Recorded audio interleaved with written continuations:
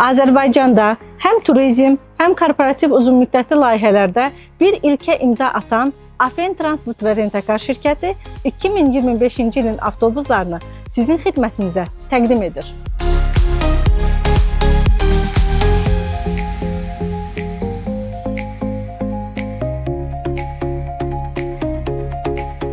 Şirkətimizin nəzdində nəinki 2025-ci ilin avtobusları, hətta 2025-ci ilin Hyundai Countach və 2025-ci ilin 300 modelləri də var. Nəinki avtobusların, hətta 2025-ci ilin avtomobil aylıq, illik, həftəlik icarəsi tam olaraq mümkündür. Əsas məsələ ondan ibarətdir ki, icarəyə verdiyimiz maşınların hamısı Afen Rentakar şirkətinin özünə məxsusdur.